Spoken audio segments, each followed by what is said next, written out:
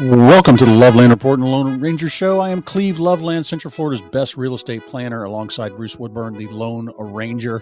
Yes. We've been giving you all of your mortgage and all of your real estate news every weekend for years and years to come. We've been doing it for decades. Years to come, years to go. Yep. We've been around for a long time. Yep. So today I've got some great information on the numbers came out. The Board of Realtors gives us a great report every month on how many homes are for sale. We can tell if we're in a seller's market, a buyer's market, and we're going to dive into those numbers on inventory and sales numbers on how those are doing. And then also I'm going to talk about a term. Remember this term, market absorption. Yes. If you're a realtor, if you're talking to a realtor, they don't know what market absorption is, run the other way. So we're going to talk about that today. What do you got, Bruce? Well, I can tell you, we're going to talk a little bit about Gen Zs. What's going on with Gen Zs? Are they buying right now? What information is social media giving them about home ownership? What are interest rates doing? I want to talk a little bit today about when you negotiate a transaction. Should you negotiate off the sales price or negotiate closing costs or other types of incentives? I want to talk about investors buying in the market because they are super strong right now.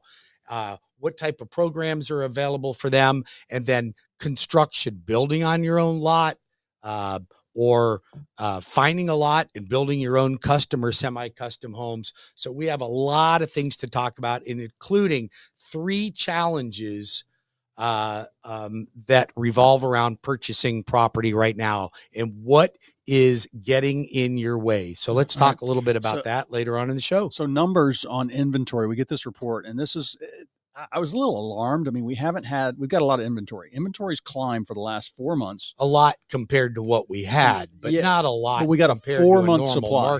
4 months supply, which we haven't had probably in 12 to 14 years. Yes. So, and here's what's interesting though, Bruce, the number of sales is just about, we're running a little bit behind 2023.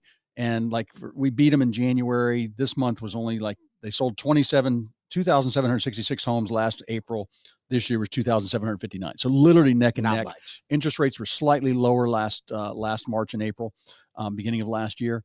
But the interesting thing here is all these new listings that came on, literally, normally in Central Florida, there's about 3,500 new listings. Well, the past 2 months, it's the number of new listings has jumped up considerably by about 1,000. And this is people looking at, this is the, we talk about the 4Ds that have, that always happen. Diamonds, diapers, death, or divorce and death. Yep. Always fuel the housing and now market. Downsizing. We're going to add downsizing. One more. Yep. 5Ds. And so, but these new listings, I think it's people saying, okay, my house has gone up 50,000. My interest rate's not going to be 4% when I buy again, but I got an extra 10% on my home. Sure. Because appreciation is still way up. I think people are realizing that interest rates probably aren't going to go down anytime soon, but they do believe, when I talk to people, everybody believes that we're going to see better interest rates. We just don't know when. Well, speaking of that, because we haven't had a Fed cut in forever. They stopped raising. You're not going to have a Fed. I know, but we had rates. I'm looking at this chart. We had rates in the low 6s end of 22. They were 6.1, 6.2. That's correct. With the same Fed rate we have now. What's got to happen for that to happen again? We got to get rid of Biden. Well, that would be a nice. That would help. Would be a start. But that was the bond market. So what's happening in the bond market right now? Totally tanked, right? And I, part of what I teach my clients and educate the public on is understanding what moves interest rates, because it's not prime rate that's the major indicator. Now that does have an effect on prime does have an effect on mortgage rates, but indirectly because it affects the economy. And with prime being up, you're not going to see the Fed cut the prime rate anytime soon, but rates have improved regardless of what prime is doing, because the bond market has improved a little bit. Now, we lost a little bit last week, and this week we've lost a little bit of ground on the bond market, which is keeping interest rates up a little bit. It's still north of 7%. But if we start to see some improvement in the bond market, then we're going to see some improvement in interest rates, regardless of whether the Fed cuts the rate or not. And that's the thing. I mean, because we were low 6s last December, January of 23. That's right. Well, we even hit mid to low 6s for about 2 weeks about a month and a half ago, and then it just so sprung that's right the bond back market. up. So It's all has to but do we with the appreciate bond. you tuning in here to the Loveland Report and the Lone Ranger Show to get this information. So, but these numbers, I just haven't seen. So what this happens, like I've got some homes for sale. Like I've got one, you go to Deltona. Yes. There's 500 homes for sale between 280 and 350. You go over to, let's say you're in Dr. Phillips at 500,000, there's 5. Right. So there's different Lake Nona, there's 3. Yeah, there's different markets that are hot, and also depending on your price point. So all these things are kind of rippling through the buyer's market out there, but seller's market, but some spots may be a buyer's market. Well, so, I believe that almost everything is a buyer's market. There's very few pockets. Like you could find something in Dr. Phillips, in Windermere, in Winter Garden, in Lake Nona that you're going to have multiple offers on. There's no question, because they are the most desirable communities.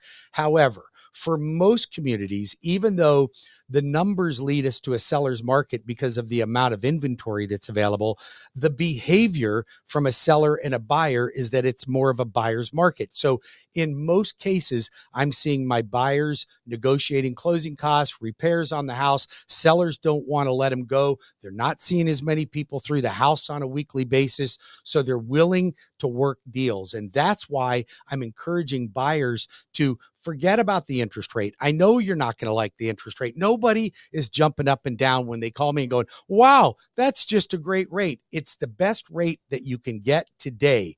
But you're looking at, do you see your appreciation on that? Appreciation. 5%. Yeah, 5%. 5% appreciation. With crummy rates. I mean, not crummy. They're not terrible. They're not great rates, but here's the thing.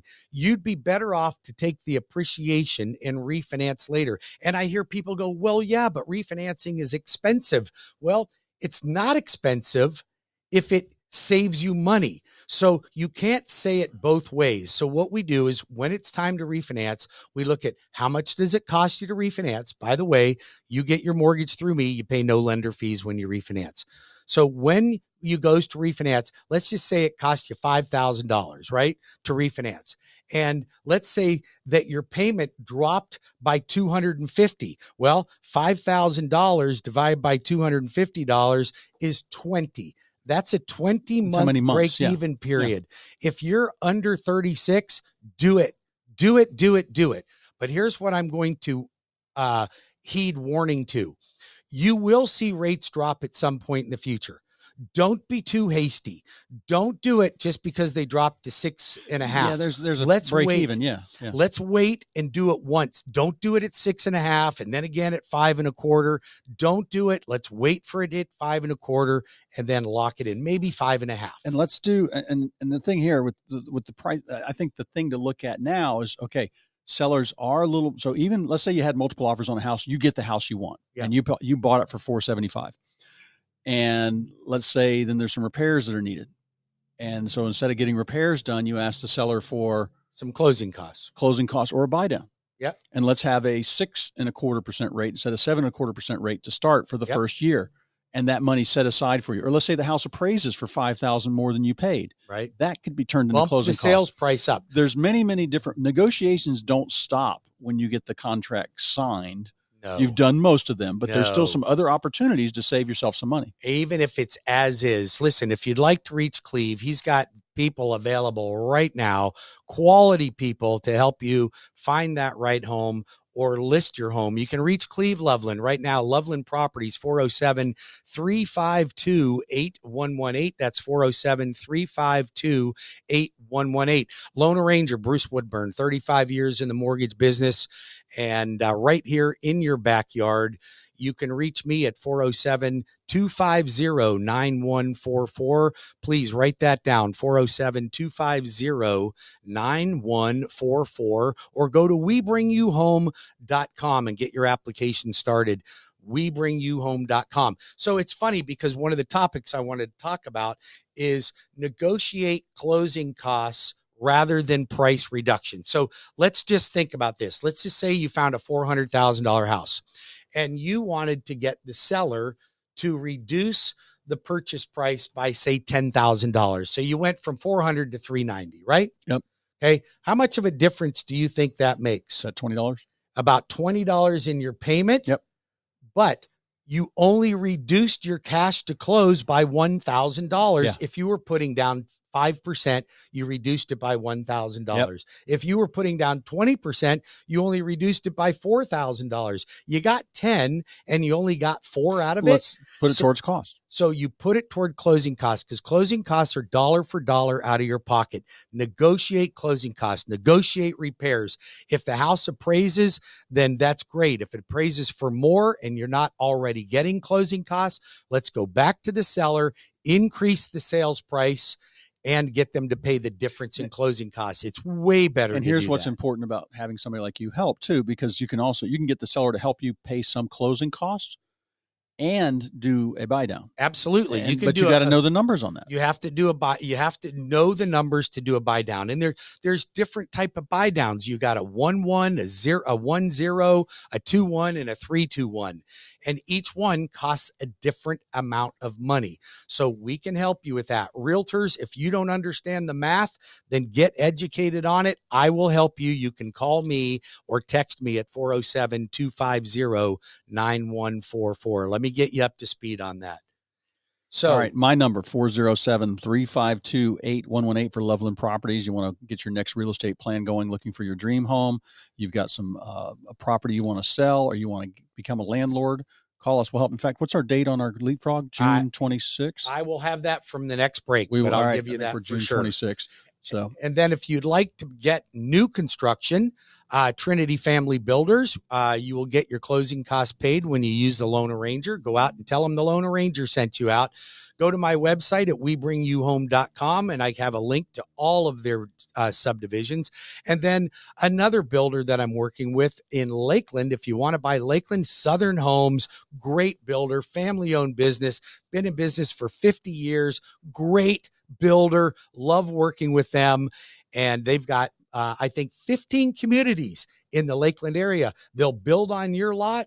They have lots you can build on, and they've got some spec homes available as well. 407-250-9144 or webringyouhome.com. So what other interesting tidbits have you got out there? Average price up 7% over last year. Median price. So wait a minute. Let's just stop right there. Average price up 7%. Most of the homes sold. When you average all the homes sold, this is a little skewed over median because this includes the houses that were 1 million and 2 million and 3 million. Average price up 7%. Median price, though, this is the most homes sold around this price. Last year was 370, 389. Yeah, that's 5% increase. Even with not great rates. Everybody remembers 3 and 4%. But I mean, imagine we go to the 5s. Everybody's like, "Oh my gosh, thank God." Well, here's what's going to happen when rates do drop. You're going to see that 5 turn to a 10, turn to a 15, and maybe even a 20. You will, depending on your price point. You will. But the thing is no matter. I don't have that article in front. Remember the article I did? What houses cost in 1971, 1981, and like literally they were tripling every 20 years. Well, so, you double about every 10 years is your price. So, and it's interesting because, in 1971, interest rates were 7.33%. If you were one of the people that said, I'm going to wait for rates to drop, you would have waited 22 years for rates to drop, and houses went up 4 times. They quadrupled in price. So all of you that think waiting is better is the biggest mistake you could make, because right now you can lock in today's prices. You got motivated sellers. Cleve will negotiate the deal. He's got wild negotiators on his team.